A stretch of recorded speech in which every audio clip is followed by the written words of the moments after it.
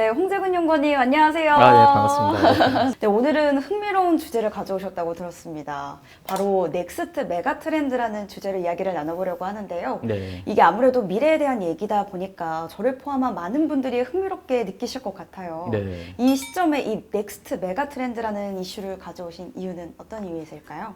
저희가 이제 코로나를 겪게 된 지 한 2년 지났는데 코로나 이후에 세상이 많이 바뀌었고 이 변화에 이제 적응을 막 하고 있는데 적응하기도 무섭게 메타버스니 NFT니 변화의 광풍이 이제 몰아치고 있는데 이럴 때 우리 투자자는 어떻게 행동을 해야 되느냐 측면에서 메가 트렌드 자료를 갖고 나왔습니다. 이 메가 트렌드가 하나의 지표가 될 수 있는 거군요. 네.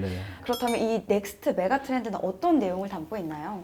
이제 앞으로 우리가 미래가 어떻게 바뀔 것이냐라는 것을 생각해 보면은 네. 기술이 미래를 바꿀 수도 있고요. 그쵸. 기후에 변화에 따른 대응이 미래를 바꿀 네. 수도 있고 또 많이 체감했을 텐데 인구 변화 그리고 또 국제 정세의 변화 큰 네 가지 요인이 우리 미래를 바꾼다라고 네. 생각을 하는데 그 중에서도 특히 산업 자체를 굉장히 구조적이고 또 근본적으로 바꿀 수 있는 요인이 뭐냐라고 생각해 보면은 기술 진보와 기후 변화 이 두 가지에 좀 포커스를 맞추면 좋겠다. 네. 그래서 이 두 가지에 해당하는 메가 트렌드들을 좀 오늘 말씀드리려고 합니다. 네. 그렇다면 먼저 이 기술 진보에 따른 변화, 어떤 네. 변화가 있을지 궁금합니다. 앞으로 10년을 바라보는 기술 변화를 예측하기 전에 네. 과거 20년은 어땠는가 2000년대 이후 생각해 보면은 처음에는 우리가 이제 인터넷 웨이브라는 용어들이 있었습니다. 그래서 인터넷 기업들이 나타나기 시작했고요.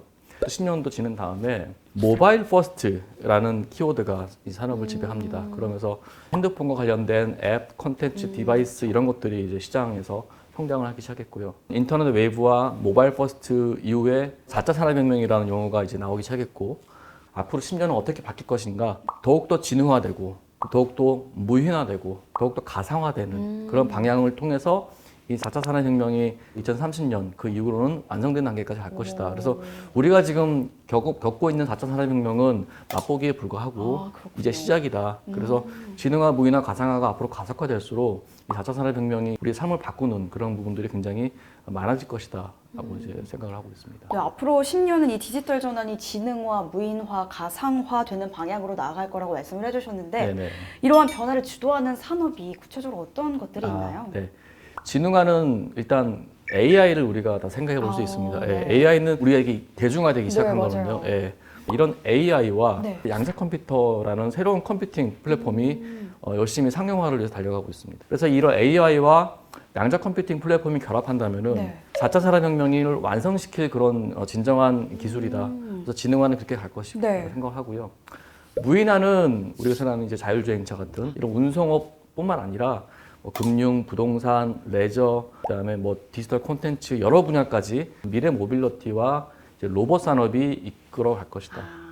그리고 가상화는 예전에는 우리가 AR, VR 디바이스 정도만 생각했는데 지금은 메타버스와 블록체인. 이 블록체인과 메타버스가 결합을 한다면은 임팩트가 굉장히 클 것이라고 생각합니다. 지금 들어보니까 굉장히 핫한 주제들이 다 포함되어 있는 것 같아요. 네. 그 중에서 AI와 양자 컴퓨팅의 결합을 통한 지능화를 가장 먼저 언급을 해주셨는데 네. 구체적으로 각 기술별로 어떤 변화가 있는지 궁금하거든요. 네. 그래도 익숙한 AI 기술 어떤 변화가 있을까요? 우리가 모바일 퍼스트라고 했던 그 지난 10년간 네. 보면은 핸드폰을 우리는 가지고 다녔지만은 사실 그 안에서 AI라든가 클라우드 서비스라든가 이런 산업들이 굉장히 많이 성장을 했습니다.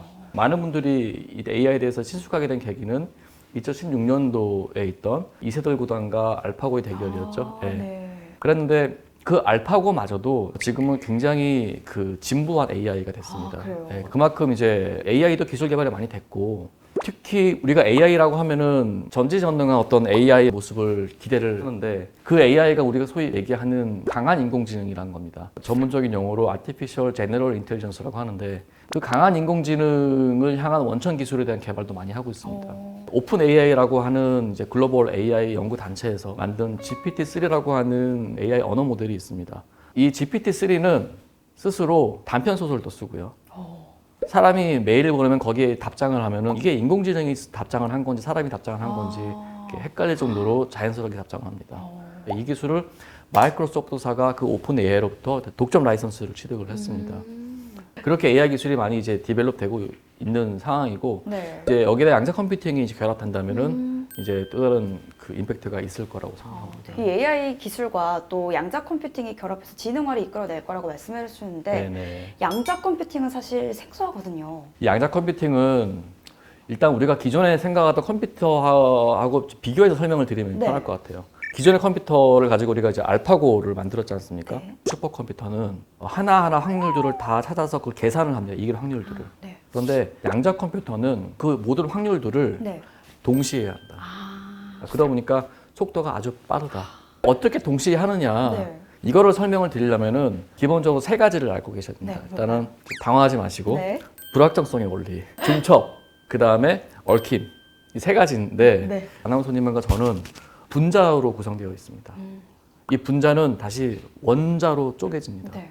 원자를 가운데 원자 핵이 있고 원자 핵을 두는 전자가 있는데 전자들은 관측을 하기가 어렵습니다. 유일하게 관측할 수 있는 방법은 파동 함수를 통해서 0인지 1인지 50%의 확률로 알 수 있다. 그래서 우리가 비트 컴퓨터를 할 때 0과 1이면은 0, 1 또는 00, 10, 11 4개 중에 하나인데 네. 양자 컴퓨터는 00과 11과 01과 10이 동시에 존재합니다. 예, 기존의 슈퍼컴퓨터가 하나의 데이터를 처리할 때 양자 컴퓨터는 4개를 처리할 수 있는 거죠. 이렇게 1과 0이 동시에 존재하는 게 중첩입니다. 처음에 제가 상태를 알 수 없다. 네. 이게 불확정성입니다. 그리고 얽힘이라 하면 하나의 상태가 정해지면 나머지 상태들도 같이 딱 정해져 버립니다. 우리가 에너지를 주면은 순서대로 얘 바뀌고 얘 바뀌고 얘 바뀌고 얘 바뀌는 게 아니라 동시에 쫙 바뀌어버립니다. 이게 얽힘 상태이기 때문에 동시에 바뀌는데 동시이기 때문에 빛보다 빠른 계산이 가능한 거고 양자 컴퓨팅 하드웨어 기술의 핵심인데 그런 부분을 지금 개발을 하고 있는 회사들이 많이 있다. 네. 그렇다면 지금 이 양자 컴퓨팅을 활용한 기업들이 있나요? 지금 아직 활용 단계까지는 아니고 이제 비즈니스를 하기 위해서 네. 개발하는 기업들인데 여러분들 많이 아시는 기업들 구글, IBM 뭐 이런 기업들이 양자 컴퓨팅을 오랫동안 개발해 왔고 네.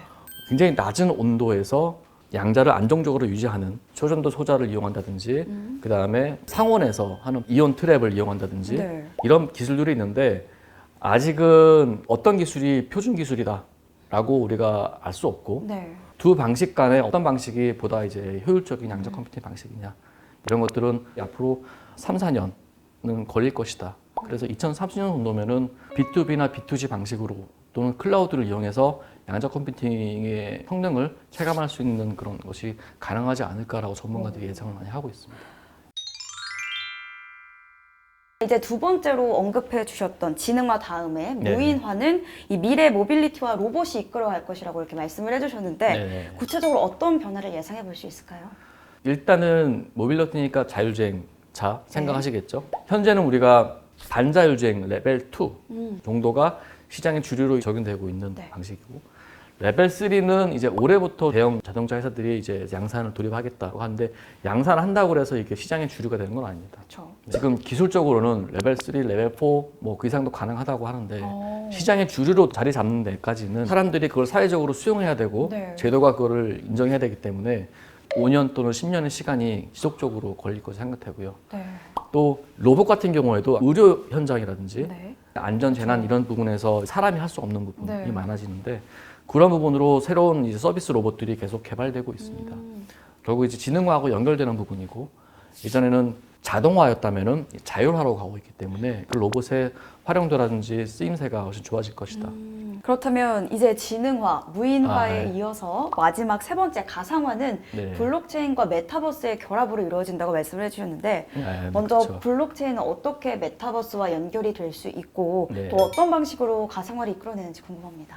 20세기에 PC가 나왔을 때는 네. 그냥 빠른 계산기였죠. 네, 그런데 MS 워드 나오고 이런 오피스가 나오면서 사람들이 오피스를 하기 위해서 PC를 삽니다.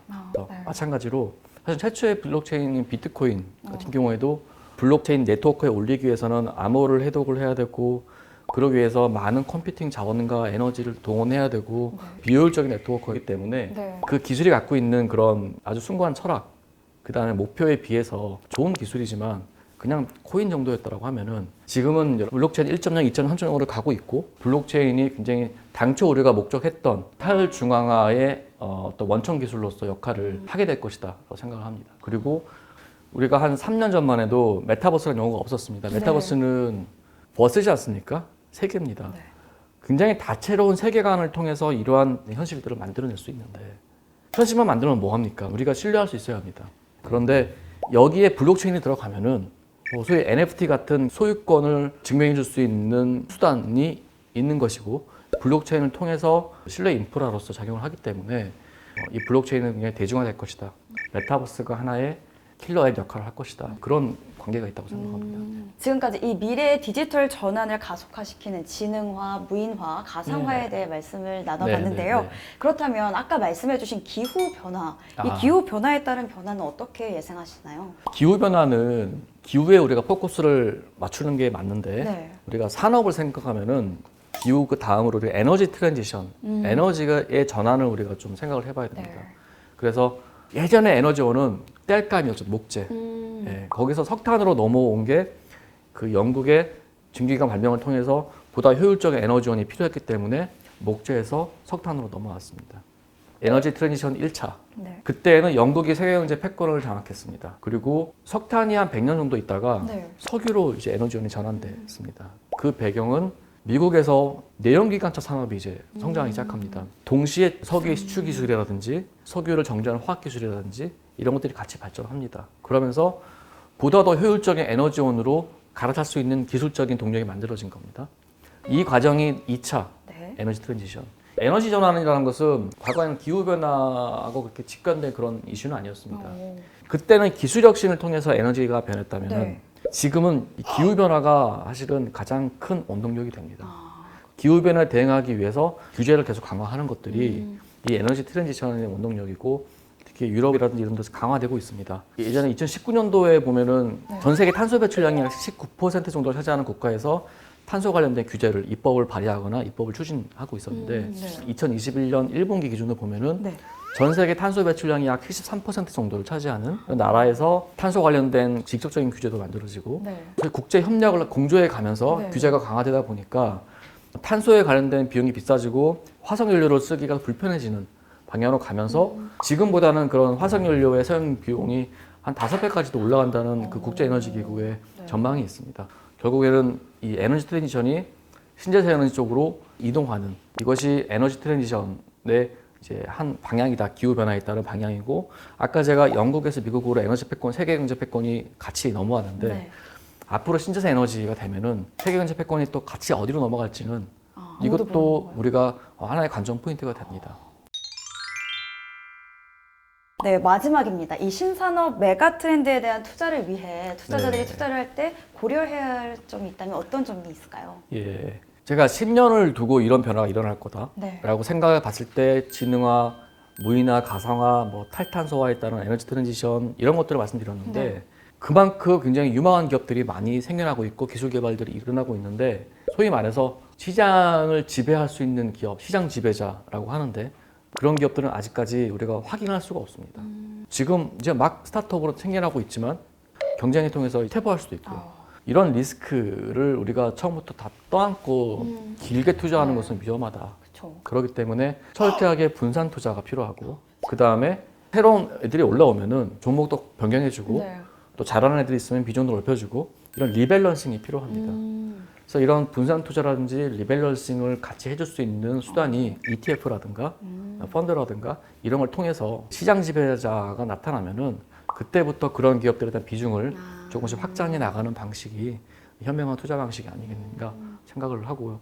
여러 가지 단기적인 그 노이즈들이 우리가 앞으로 어떻게 투자해야 되는가에 대한 너무 어렵게 만들고 심지어 투자에 대해서 손을 놓게도 하고 네네. 중요한 것은 긴 그림을 갖고 있으면은 단기적인 노이즈에 불구하고 주체적인 투자자로서의 어떤 역할을 즐길 수 있다는 쪽으로 생각하고 있습니다. 네, 알겠습니다. 네. 네, 여러분의 스마트한 투자를 위해 준비한 투자 탐구 생활. 오늘은 넥스트 메가 트렌드라는 이슈로 이야기 나눠봤습니다. 저희는 다음 시간에 더 알찬 정보로 돌아오도록 하겠습니다. 그럼 다음 시간에 만나요. 안녕. 구독 꾹, 좋아요 꾹, 꾹꾹.